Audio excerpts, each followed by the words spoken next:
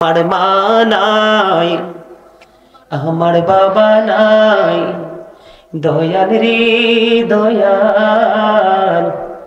আমার কি মা ডাকার সাদ নাই রে, আমার কি বাবা ডাকার সাদ নাই রে। ঘরে যাইয়া সবাই দেখে মজনুনির মুখ, বাবা যখন মাথায় হাত দে ভুলে যাই সব দুঃখ। আমার মা নাই, দয়াল রে দয়াল।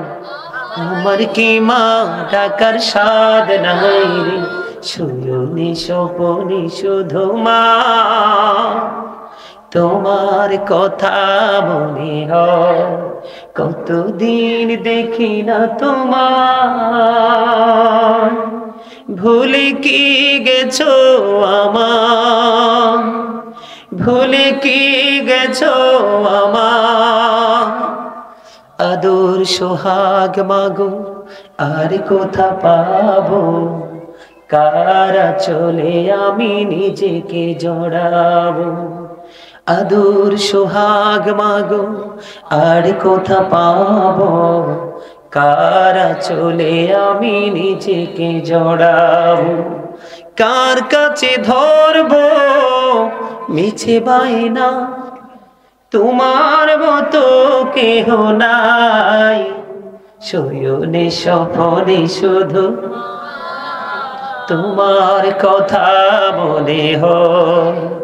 আমার ভুবন জুড়ে শুধু দুঃখ জ্বালা, কে আর পরাবে আমায় সুখের সীমানা। আমার ভুবন জুড়ে শুধু দুঃখ জ্বালা, কে আর পরাবে আমায় সুখের সীমানা।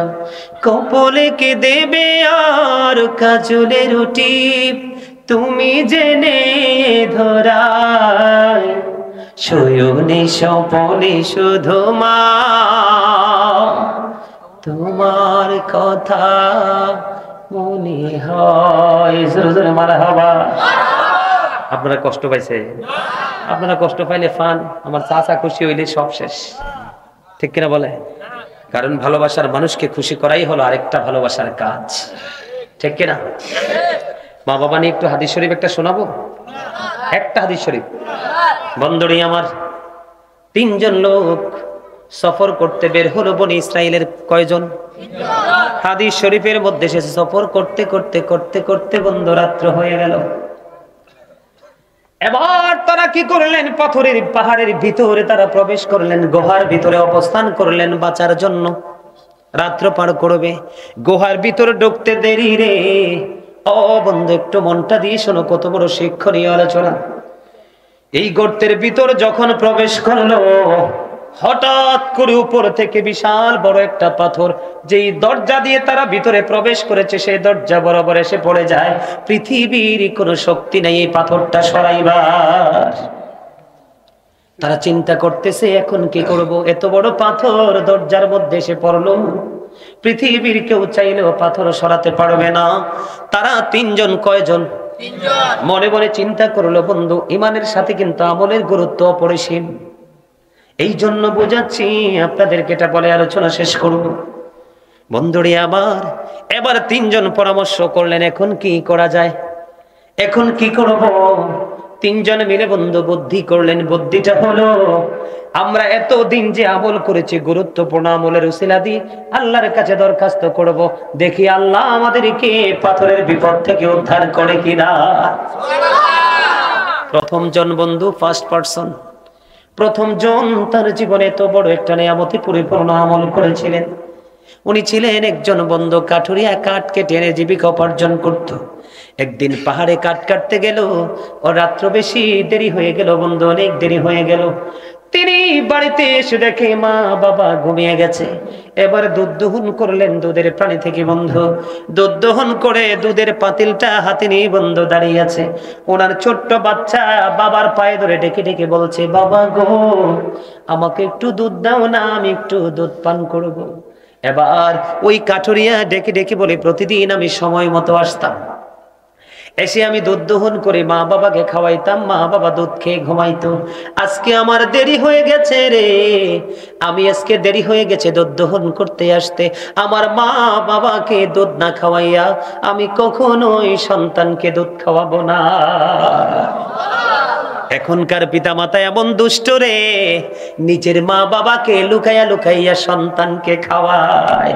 কেমন করে সন্তান রহমতি সন্তান হবে, ঠিক কিনা বলেন? মা দেখে ফেলবে, বাবা দেখে ফেলবে, লুকিয়ে লুকিয়ে বন্ধু বাচ্চাকে খাওয়ায়। বাচ্চাকে সারা জীবন খাওয়াইতে পারবা? মা বাবা বড় হয়ে গেছে, তাকে একে বেশি করে খাওয়াও, বেশি করে পড়াও। কারণ আমার নবী বলেছে হতভাগা সে, হতভাগা সে, হতভাগা সে। আমার নবী তিনবার এই শব্দটা ইউজ করেছেন। কে গো নবী? সেই হতভাগা। আমার নবী বলল পিতা মাতা দুইজনকে পেয়েছে অথবা একজনকে পেয়েছে, তাদেরকে সেবা করে ভালোবেসে জান্নাতি হতে পারলো না, তার মতো হতভাগার কেউ তো হতে পারে না। সাল্লামের জামানায় নোংরামি ছিল, আমরা তো আখির নবীর উম্মত, আমাদের মাঝে তো এটা থাকার কথা না।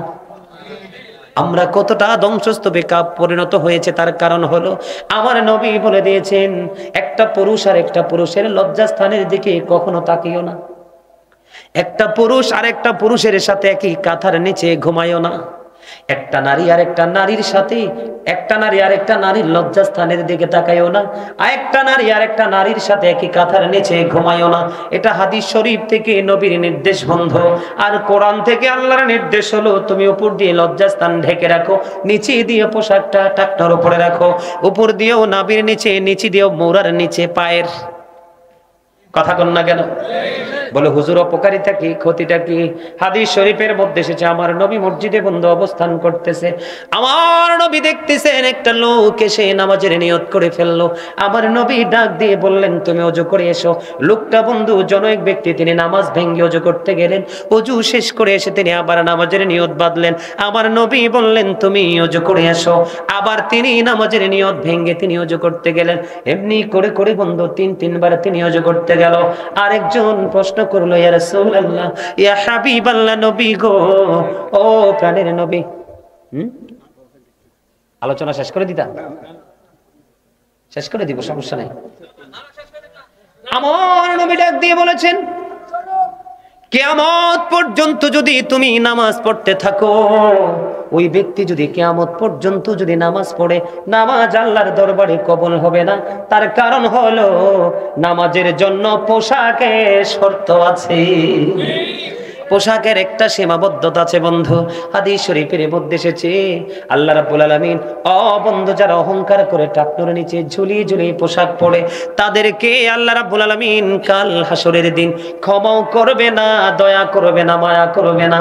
তাদের জন্য কোনো ক্ষমা নাই বন্ধু। দেখবেন জিন্স প্যান্ট পরে একটা ছেলে যখন নামাজে দাঁড়িয়ে রুকুতে যাবে, পিছনের কাতার থেকে আরেকজন নিঃসন্দেহে তার লজ্জাস্থান দেখবে। কথা বলে না? এটা কি দোষ কিনা? কথা বলেন না কেন? অন্যায় কিনা?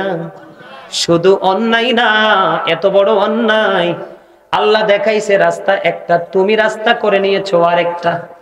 তুমি আল্লাহর সাথে যুদ্ধ ঘোষণা করতেছো, ঠিক কিনা? বলে হুজুর তাহলে পোশাকটা বাংলাদেশে আসলো কেন? মুসলমান শোনো, আমরা মুসলমানের জন্য মুখ পরিষ্কার করার জন্য মেসওয়াক। আজকে আমাদের ঘরে ঘরে হাতে হাতে ব্রাশ, তার কারণ হলো বেঈমান কাফেরেরা ব্রাশ আবিষ্কার করে মেসওয়াককে হত্যা করেছে। বাংলার আনাচে কানাচে ফোরকানিয়া মাদ্রাসা, কিন্টার গার্ডেন আবিষ্কার করে ফোরকানিয়া মাদ্রাসা সকালের কোরআন তেলাওয়াত বন্ধ, ঠিক কিনা বলেন? আর এই লজ্জিত পোশাক বন্ধ আবিষ্কার করে মুসলমান নারী পুরুষ সবাইকে বের করে দিয়েছে লজ্জাস্থান থেকে, ঠিক কিনা বলেন?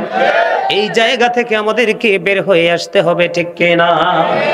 একটা গেল বন্ধু। দুই নাম্বার, আপনাদের দিকে বিয়ে শাদী হলে গান বাদ্যযন্ত্র হয়নি? হয়। এটি কোত্থেকে আইয়ে? The music and musical instrument will be increased. গান বাদ্যযন্ত্র বেড়ে যাওয়া কিয়ামতের আলামত।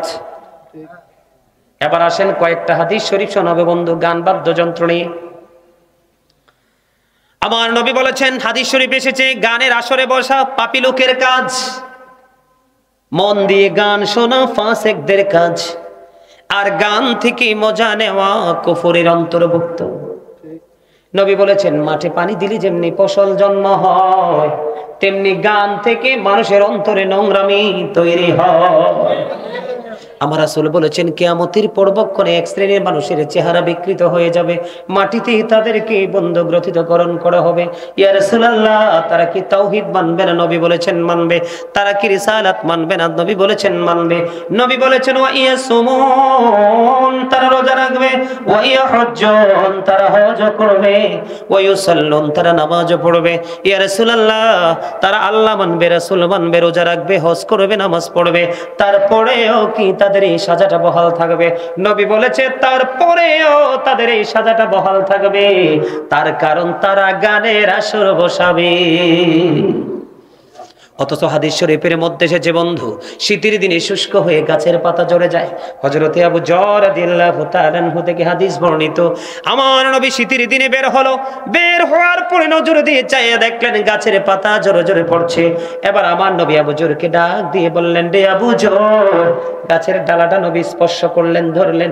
আবু যর উত্তর দিল, লাব্বাইকা ইয়া রাসূলুল্লাহ।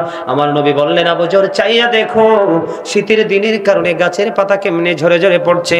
আমার নবী বলতেছেন, আল্লাহর বান্দা যখন নামাজে দাঁড়াবে, নামাজের মাধ্যমে যখন আল্লাহর কদমে সিজদা দেবে, ওই গাছের পাতার মতো তার জীবনের গুনাহগুলো সব চলে যাবে। হাদিস কিন্তু এটাও বলছে নবী, ওইটাও বলছে নবী, গানের এগেইনস্টে যেটা এটাও বলছে নবী, এটাও বলছে নবী। বলো হুজুর, তার সমাধান কি? সেই দুইটা সমস্যার সমাধান হলো আল্লাহ সূরা আনকাবুতের মধ্যে বলেছে, ইন্না সলাতা তানহা আনিল ফাহশাই ওয়াল মুনকার, নামাজ মানুষকে খারাপ কাজ থেকে বাঁচিয়ে রাখে। তুমি নামাজ পড়ছো ঠিকই, নামাজের মতো নামাজ পড়তে পারোনি, এই জন্য তুমি নামাজ পড়ার পরেও গান ছাড়তে পারো না। এই অন্যায় মানুষ করছে কিনা? বিয়ের মতো পবিত্র কাজে গান বাদ্যযন্ত্র, এই জন্য এখনকার ছেলেরা হয় সবচেয়ে বেশি দুষ্ট। এদেরকে কোরআন তেলাওয়াত দিলে আপনি দেখবেন হামনাদ দিলে এরা ঠান্ডা হবে না, গান দিলে দেখবেন এটা নিরার বসে থাকে আর ইচ্ছে মতো খাওয়াইতে থাকেন গলা পর্যন্ত, এটার খবরও নাই। ওই তেঁতুল গাছ লাগাইছেন, তেঁতুলে আইছে, বাবা মা দুষ্ট তো বাচ্চা কি ইমানদার হবে? কি বলে না মিথ্যা বললাম? আর জোরে বলেন। আপনাদের সমাজে সুদ আছে না নাই? ওমর খোদা, নদী পারিয়াই পড়ছে সুদ। কি কয়? হ্যাঁ আছে। কই যা মোহন, এই ওয়াজ তো না লাভ হইতো না, সব নদীর পানির সাথে বাইশা চলিয়া যাইব কুমিল্লা। সুদ কত ভয়ঙ্কর জিনিস। আল্লাহ রাসূল বলেছেন সুদের 70টা স্তম্ভ, 70 নাম্বারটা হলো যে সুদ খাইলো সে যেন তার মাকে বিবাহ করলো। এত আস্তে মসজিদে পড়লে আজান সবার আজে যায়, নামাজ শেষে বাইরে এসে সুদের টাকা খায়। নামাজ হইল না রে তোর, নামাজের লইলি না খবর। এরকম না? হ্যাঁ, ম্যাক্সিমাম মসজিদের সেক্রেটারি, সভাপতি সিটার, সুদখোর, বাটপার, টাউট, এগুলোর অত্যাচার ইমাম সাহেব হেসা কত কইতে পারে না। এক শুক্রবারে ইমাম সাহেব সত্য বললে আরেক শুক্রবারে কয় আর আইয়েন না, আপনার সাথে আমাদের ব্রেকআপ। কথা কন না কেন? মিথ্যা বললা, এটাই বড় কথা। আমরা সত্য মানতেও রাজি না, সত্য শুনতেও রাজি না, ঠিক কিনা? যেই ব্যক্তি সুদের মাধ্যমে 1 টাকা উপার্জন করলো, সে যেন 36 বার তার মায়ের সাথে জিনা করলো। সামরে বেজুন্দব রাদিয়াল্লাহু তাআলা আনহু থেকে হাদিস বর্ণিত, আমার নবী দেখলেন রক্তের নদীর মধ্যে একটা লোক সাঁতারে কেটে কেটে ঢেউয়ের তালে তালে কোলে আসতে চায়, কিন্তু আরেকটা লোক পাথর হাতে নিয়ে কোলে দাঁড়িয়ে আছে। সে যখন কোলে আসতে চায় তাকে পাথর নিক্ষেপ করে বন্ধ। এবার আমার নবী ফেরেশতাদেরকে প্রশ্ন করলো, ফেরেশতারা বলো না এই মানুষটা কে রে? ফেরেশতারা ডাক দিয়ে বলে, নবী গো, এই মানুষটা হলো দুনিয়ার সুদখোর। রক্তের মধ্যে থাকা যায়, সাঁতার কাটা চায়। আজকে গরু জবাই করেন, রক্তটা জমাটটা, কালকে দুর্গন্ধে কাছে আসতে পারবেন না। না মিথ্যা বললাম? নবীজি মেরাজে গেলেন, জান্নাত জাহান্নাম দেখছে। জাহান্নামের দিকে চাইয়া দেখে এক একটা মানুষের পেট এক একটা ঘরের মতো বড় বড়। জিব্রাইলকে বলল, জিব্রাইল এই মানুষগুলো কারা? নবী গো, সুদখোর, ঘুষখোর, সিটার, বাটপার, টাউট, এবার আমার নবী বলল, বড় বড় পেটের মধ্যে শুধু সাপ আর বিচ্ছু দেখতে পাই। জোরে জোরে বলেন না নাউজুবিল্লাহ। সুদ বড় ভয়ঙ্কর। আমার নবী ওয়া ইন্নাকা লাআলা খুলুকিন আযীম, আমার নবী ছিলেন উত্তম চরিত্রের অধিকারী, আর আমরা হলাম সবচেয়ে খারাপ চরিত্রের অধিকারী। ঠিক না বে ঠিক? মিছা কইছি? আমার নবী উত্তম ভাষী ছিলেন, উত্তম চরিত্রের অধিকারী ছিলেন। সুবহানাল্লাহ। আমাদের চরিত্র ভালো না খারাপ? খুবই খারাপ, ঠিক কিনা বলে? এত খারাপ, উর্ফে ছদ্মবেশ, ভিতরে ঠিক কিনা? ঠিক না? এই জন্য আমি একটা গজল লিখছি, শোনাবো? রূপী মানুষ এত সুন্দর, অন্তর ভরা ময়লা, হারিয়েছি সুখের জীবন, আছি শুধু জ্বালা, জ্বলছি দিবানিশি, ভুলে গেছি হাসি, জীবন থাকিতে যেন হলো রে মরণ। এত যে সুন্দর এই পৃথিবী, স্রষ্টা করেছে সৃজন, যত দেখি আমি তত ভালো লাগে, শীতল হয়ে যায় মন। এত যে সুন্দর এই পৃথিবী, স্রষ্টা করেছে সৃজন। পৃথিবী আসলেই সুন্দর, নষ্ট করেছি আমরা। বুঝেন নাই? না মিথ্যা বললাম? আল্লাহ বলেছেন, ইন্নাল্লাহা লা ইয়াজলিমুন নাসা শাইয়্যান ওয়ালাকিন্নান নাসা আনফুসাহুম ইয়াজলিমুন। সূরা ইউনূস 44 নম্বর আয়াত। আল্লাহ বলেছেন, আল্লাহ doesn't wrong his slave, we are the ones who do wrong. আল্লাহ বলেছেন, আমি মানুষের উপর জুলুম করি না, আল্লাহ মানুষের উপর জুলুম করে না, মানুষ নিজেই নিজের উপর জুলুম করে। এই জন্য বন্ধু, জালেমদেরকে নিয়ে একটা গজল লিখছি, একটু শোনাই, শুনবেন? জুলুম যারা করলা বন্ধু, হারাইলা দুকুল, জনম জনম কে দিও তোমার হবে না মাসুল। একবারে ভেবে দেখো না তোমার কোথায় ঠিকানা, একবার ভেবে দেখো না তোমার কোথায় ঠিকানা। এখনো তো আছে সময়, বোঝো তোমার ভয়, জনম জনম কে দিও তোমার হবে না মাসুল। মারহাবা। পুরোগুলো সব শুনতে পারবেন অনলাইন থেকে, নেট থেকে সব শুনতে পারবেন পুরোপুরি, একটু একটু শোনাইলাম।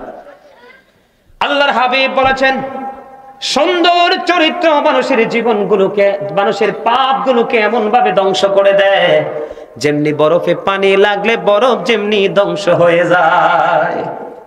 আর খারাপ চরিত্র মানুষের আমলকে এমন ভাবে ধ্বংস করে দেয়, তেমনি মধুর মধ্যে সিরকা পড়লে মধু যেমন ধ্বংস হয়ে যায়। হাদিস শরীফ। আজকে কি আছে আমাদের সে উত্তম চরিত্র? তো কোন দিক দিয়ে আমরা মুসলমান দাবি করতে পারি নিজেকে, বলেন? এই যে দেখেন ছেলেরা, মাথার কানের গোড়াটা একরকম, এর উপরটা একরকম, মাথার তালুটা একরকম, মানে মাথায় একটা ফাউন্ডেশন হচ্ছে তিনটা। কানের গোড়াটা ডিজিটাল রেল লাইনের মতো, এর উপরটা হচ্ছে পিচ ঢালা রাস্তার মতো, আর মাথার তালুটা বাবুই পাখির বাসার মতো। কোন কিতাবে পাইছেন? এই কিতাব কে লেখছে এভাবে স্টাইল করে চুল কাটার? মেসি, নেইমার, শিল্পী, সিঙ্গার। বুঝবেন শুধু কবরে যান। ফিটা যে কত প্রকার ও কি কি সব হেনে গেলে বুঝবেন। কত চেষ্টা করবেন পৃথিবীতে ফিরে আসার, আর তো সুযোগ। দাড়ি রাখবেন নবীর সুন্নাহ অনুযায়ী, দাড়িরে কাইটটা ডিজিটাল করে রাখছে। কি ছোট করে রাখেন কিনলে দাড়ি? আপনারা কে কইছে দাড়ি এমনি রাখতে? মিনিমাম এক মুষ্টি পরিমাণ রাখতে হবে, না রাখলে দিনে 32 বার সেভ করেন, কিচ্ছু বলবো না, কিন্তু ডিজাইন করেন কেন? সুন্নাহ অনুযায়ী সব করতে হবে, আপনার গায়ের জোরে চললে তো হবে না। ইসলাম কোন দিক দিয়ে আমাদের কাছে নেই, আছে? এই আমার দিকে তাকান। মানুষ যখন আল্লাহ রাসূল বলেছে পরিচিত হোক অপরিচিত মুসলমান দেখা মাত্র সালাম দিয়ে দাও, এখনকার ছেলেরা মুরব্বীদেরকে সালাম দেয়? বাপ রে বাপ। হ্যাঁ, মুরব্বীরা দুদিন তারা কেউ রে বাবা ডাকেন, কেউ রে চাচা ডাকেন, কেউ রে খালু ডাকেন, দিয়ে যান, কি করবেন? সালাম আছে? নাই। আছে? রাসূলের নির্দেশ হলো কেউ অসুস্থ হলে তাকে দেখতে যাও, খোঁজ খবর নাও, আছে? মানুষ মারা গেলে জানাজা অংশগ্রহণ করো, আছে? তরকারি রাঁধতে গেলে একটু বাড়িয়ে ঝোল দাও যেন পাশের গরিবকে দিতে পারো, সেই শিক্ষা আছে? কোন দিকে মুসলমান দাবি করবেন নিজেকে? সুযোগ আছে? কথা বলেন না, আছে? কোন লোভ, কোন দিক নিয়ে আল্লাহর কাছে রহমতের আশা করতে পারি আমরা, বলতে পারে? নাই। সবকিছু নষ্ট হয়ে গেছে, শুধু নিজের স্বার্থ, নিজের সুবিধা, নিজের আধিপত্য বিস্তার, দুনিয়ার প্রেম ভালোবাসা। সূরা আল ইমরানের 185 নম্বর আয়াতের শেষ অংশে আল্লাহ বলেছেন, ওয়ামাল হায়াতুদ দুনিয়া ইল্লা মাতাউল গুরুর। দুনিয়ার জীবনটা, পৃথিবীর জীবনটা একটা ধোঁকা। আজকে যদি আমরা পৃথিবীর লোভে না পড়তাম তাহলে কিন্তু আজকে আমাদের এই অবস্থা হতো। আজকে পৃথিবীর লোভে পড়ার কারণেই আমাদের আজকে এই অবক্ষয়, অবনতি। কথা বলেন না কেন?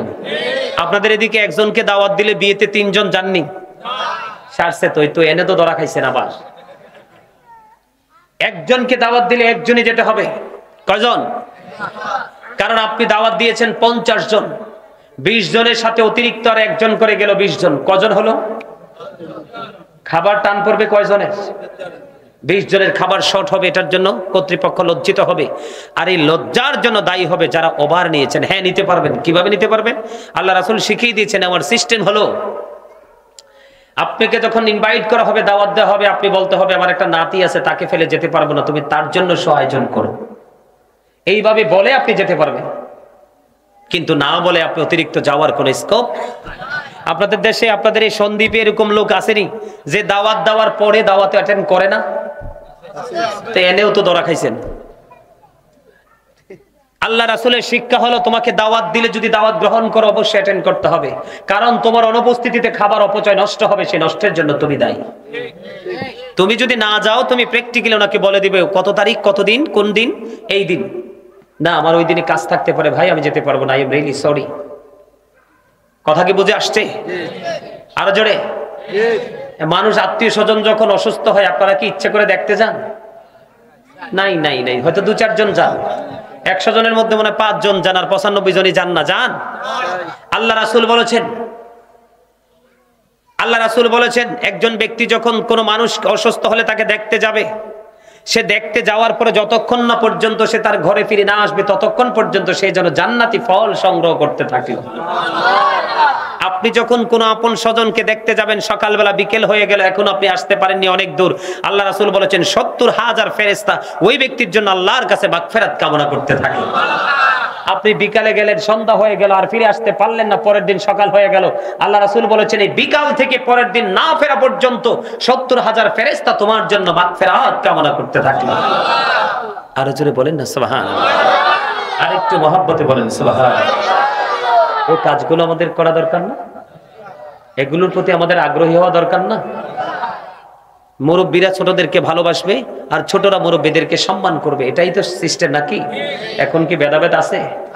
নাই। এই জায়গাটাতে আসার একটা কারণ, না থাকার অন্যতম কারণ হলো আমরা আমাদের সন্তানদেরকে ছোট্ট থাকতে সেই সুশিক্ষা আমরা দেই। আপনি স্কুলে পড়ান, কলেজে পড়ান, ইউনিভার্সিটিতে পড়ান, কোনো সমস্যা নাই, তবে আপনি ইসলাম সম্পর্কে তাকে প্রাথমিক জ্ঞান আপনি যখন দিবেন, তখন কিন্তু আপনার ছেলেরা কোনোদিনও কি হবে না, পথভ্রষ্ট হবে না। মা বাবার সাথে ভালো আচরণ করেন? এলাকার ছেলেরা করে তো? আলহামদুলিল্লাহ। তাইলে এই ওয়াজটার দরকার নাই? আছে?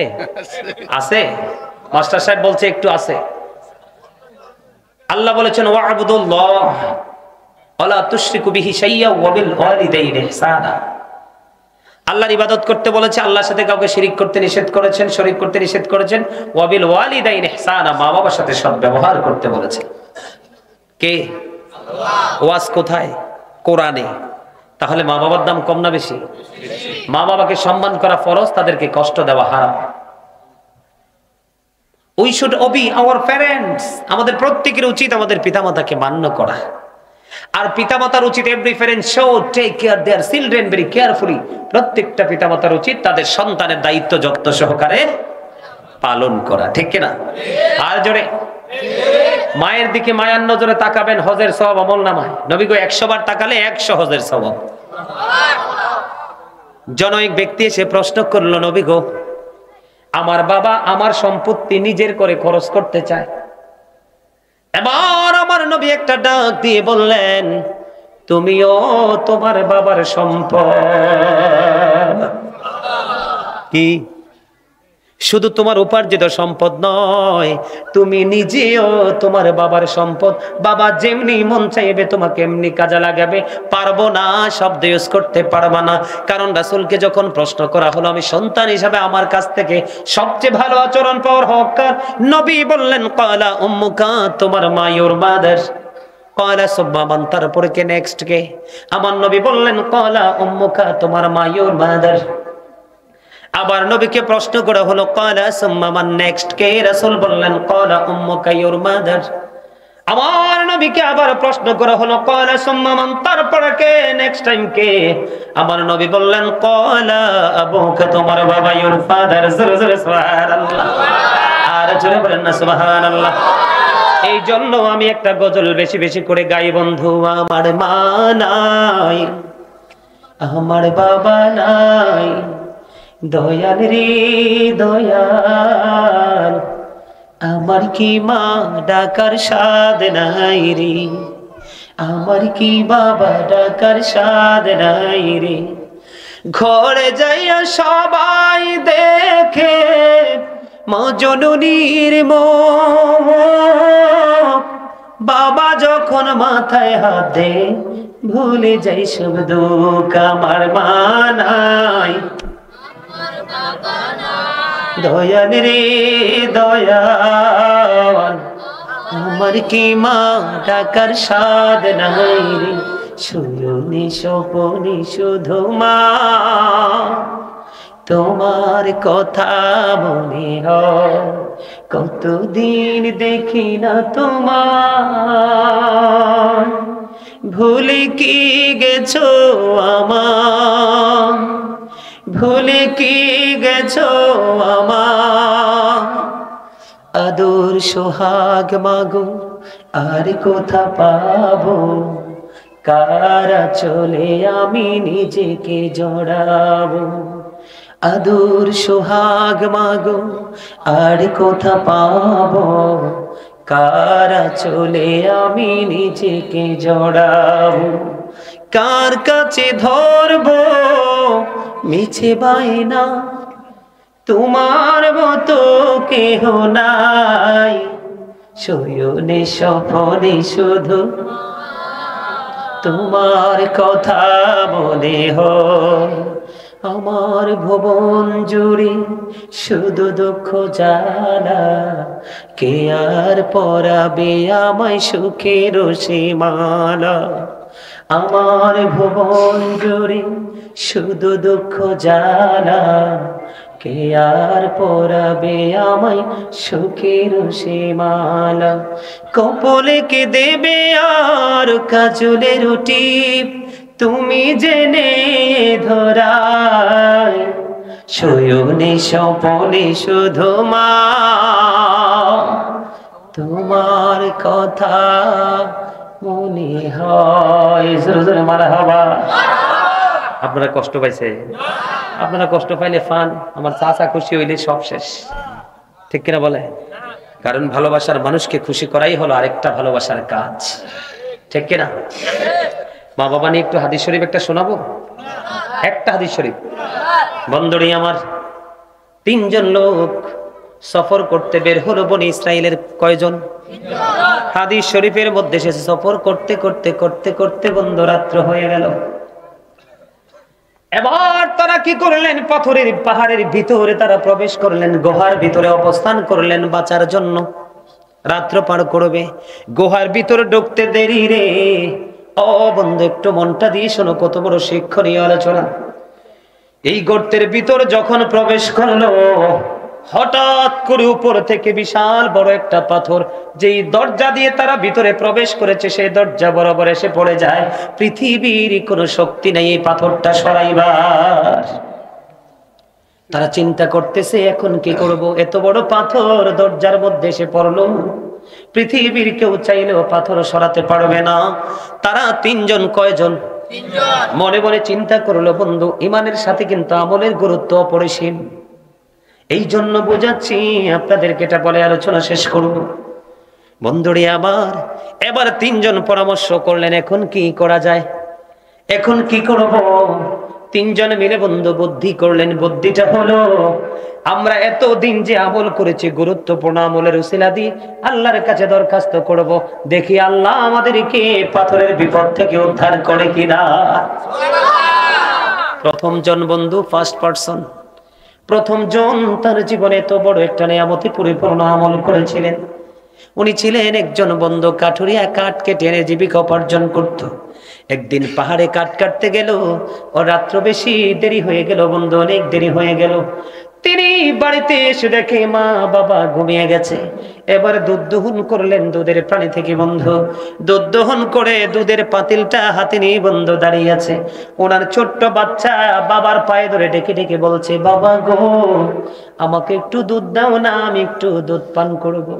এবার ওই কাঠুরিয়া ডেকে ডেকে বলে, প্রতিদিন আমি সময় মতো আসতাম, এসে আমি দুধ দহন করে মা বাবাকে খাওয়াইতাম, মা বাবা দুধ খেয়ে ঘুমাইতো। আজকে আমার দেরি হয়ে গেছে রে, আমি আজকে দেরি হয়ে গেছে দুধ দহন করতে আসতে। আমার মা বাবাকে দুধ না খাওয়াইয়া আমি কখনোই সন্তানকে দুধ খাওয়াবো না। এখনকার পিতা মাতা এমন দুষ্ট রে, নিজের মা বাবাকে লুকাইয়া লুকাইয়া সন্তানকে খাওয়ায়। কেমন করে সন্তান রহমতি সন্তান হবে, ঠিক কিনা বলেন? মা দেখে ফেলবে, বাবা দেখে ফেলবে, লুকিয়ে লুকিয়ে বন্ধু বাচ্চাকে খাওয়ায়। বাচ্চাকে সারা জীবন খাওয়াইতে পারবা? মা বাবা বড় হয়ে গেছে, তাকে একে বেশি করে খাওয়াও, বেশি করে পড়াও। কারণ আমার নবী বলেছে, হতভাগা সে, হতভাগা সে, হতভাগা সে। আমার নবী তিনবার এই শব্দটা ইউজ করেছেন। কে গো নবী? সেই হতভাগা। আমার নবী বলল, পিতা মাতা দুইজনকে পেয়েছে অথবা একজনকে পেয়েছে, তাদেরকে সেবা করে ভালোবেসে জান্নাতি হতে পারলো না, তার মতো হতভাগার কেউ তো হতে পারে না। এর সন্দীপ, সন্দীপ পূজা পাড়ার মানুষ, যুবক শোনো গো, মা বাবা একজন আছে অথবা দুইজন আছে, তাদেরকে ভালোবেসে দেখো, তোমার জীবনে কোনোদিন বিপদ আসবে না, তোমার জীবনে কোনোদিন তুমি পরাজয় হবে না। পৃথিবীতে যত এমপি হয়েছে, মন্ত্রী হয়েছে, এসপি হয়েছে, ডিসি হয়েছে বন্ধু, বড় বড় আলেম হয়েছে, বক্তা, মহাদ্দেশ, মহাক্কেক হয়েছে বন্ধু, সবগুলোর পিছনে পিতা মাতার দোয়া। যেগুলোর পিছনে পিতা মাতার দোয়া নাই সেগুলো ধ্বংস, ঠিক কিনা? ও বন্ধু, ওই কাঠুরিয়া কি করলেন? বাচ্চাটাকে দুধ দিল না, দুধের পাত্র হাতে নিয়ে দাঁড়িয়ে আছে রে। মা বাবার কখন ঘুম ভাঙবে, মা বাবাকে কখনো দুধ খাওয়াবো? ফজরের নামাজের আজান দিতে দেরি রে, মা বাবার ঘুম ভাঙতে দেরি হলো না, পরে মা বাবাকে দুধ পান করালেন। জোরে জোরে সুবহানাল্লাহ। এই সন্তান আজকে বিপদে, পাহাড়ের ভিতরে বন্ধু, পৃথিবীর কেউ তো জানে না। আল্লাহকে একটা ডাক দিয়ে বললেন, আল্লাহ গো, ওই দিন যে উত্তম এবং সুন্দর আচরণ মা বাবার সাথে করেছিলাম, শুধুমাত্র তুমি আল্লাহকে খুশি করার জন্য, এই কথা বলতে দেরি রে। বন্ধু, এই তুমি খুশি, তোমাকে খুশি করার জন্য সেই দিন সেই ভালোবাসা ছিল মা বাবার প্রতি। বন্ধু, এই উসিলা দিয়ে দোয়া চাইতে দেরি রে। হাদিস শরীফ প্রমাণ করেছে, একটু পরে চাইয়া দেখে পাথরটা একটুখানি সরে গেছে। একজনের দোয়া কবুল হয়ে গেছে। আর কয়জন? দুইজন বন্ধু। দ্বিতীয় জনেরটা হলো যুবকদের জন্য চমৎকার একটা মেসেজ। একটাই যে দ্বিতীয় জন, উনি ওনার চাচাতো বোনকে ভালোবাসতেন। তারা, ওই যুবকটা অনেক চেষ্টা করেছে মেয়েটার সাথে নিজের যৌন খিদা মেটানোর জন্য, শারীরিক মেলামেশার জন্য, ফিজিক্যাল একটা সম্পর্কের জন্য, কিন্তু বন্ধু কোনোভাবে মেয়েটাকে রাজি করতে পারলো না। একটা সময় দুর্ভিক্ষ দেখা দিল। দুর্ভিক্ষ দেখা দেওয়ার পরে ওই দুর্ভিক্ষের সুযোগে মেয়েটাকে 200 দিরহাম দিলেন। কয়শো দিরহাম? 200 দিরহাম দিলেন। মেয়েটাকে বললেন, তোমাকে 200 দিরহাম দিলাম, তুমি আমাকে নির্জনে আমাকে সুযোগ করে দিবে। জোরে জোরে নাউজুবিল্লাহ। বন্ধু, দুর্ভিক্ষ মেয়েটাকে করবে, 200 দিরহাম নিলেন। নেওয়ার পরে বন্ধু, ওই যুবকটা মেয়েটার একেবারেই কাছাকাছি চলে গেলেন। এত কাছে চলে গেলেন আমি সেটা বলতে পারবো না বন্ধু। চলে যাওয়ার পরে মেয়েটা ছেলেটাকে একটা ডাক দিয়ে বলল, দাঁড়াও, আল্লাহকে ভয় করো, যিনি আমাকে মোহরানা দিয়ে বউ করে গড়ে তুলে নেবে, ওনার জন্য সতীত্ব রক্ষা করা আমার দায়িত্ব। বন্ধু, মেয়েটা যখন আল্লাহর কথা বলল, ছেলেটাকে যখন আল্লাহর ভয় যখন তাকে স্মরণ করিয়ে দিল, বন্ধু সঙ্গে সঙ্গে ছেলেটা মেয়েটাকে ছেড়ে দিল। এবং হাদিস শরীফের মধ্যে এসেছে 200 দিরহামের দাবিও তিনি ছেড়ে দিলেন। ছেড়ে মেয়েটাকে ছেড়ে যুবক চলে গেল। ওই যুবক আজকে পাথরের মধ্যে বন্ধু পাহাড়ের ভিতরে ঢুকে বিপদে পড়ে আছে। আল্লাহকে ডাক দিয়ে বললেন, মনিব মনিব, এই দিন শুধু এই যে নোংরা কাজ থেকে দূরে সরে এসেছে তোমাকে ভয় করে, তোমাকে পাওয়ার জন্য, ওই দিনের ওই পাপ থেকে বেঁচে থাকা যদি তোমার কাছে কবুল হয়, ওই দিনের কাজের উছিলায় আমাদেরকে বিপদ থেকে উদ্ধার করো। দোয়া শেষ হইতে দেরি রে, চাইয়া দেখে বন্ধু পাথরটা আরো একটুখানি সরে যায়, কিন্তু বের হওয়ার মতো কোনো রাস্তা এখনো হয়নি। দুইজন চলে গেল বন্ধু। তৃতীয় জন হলো ওই মানুষগুলোর জন্য শিক্ষা মডেল। ধনী মানুষগুলো যাদের টাকা পয়সা আছে, কোম্পানি, মিল, ফ্যাক্টরি, ইন্ডাস্ট্রিজের মালিক, তারা কাজের লোক দিয়ে বন্ধু তারা কাজ করায়। ওই তৃতীয় ব্যক্তিটার বন্ধু তিনি কাজের লোক দিয়ে কাজ করালেন।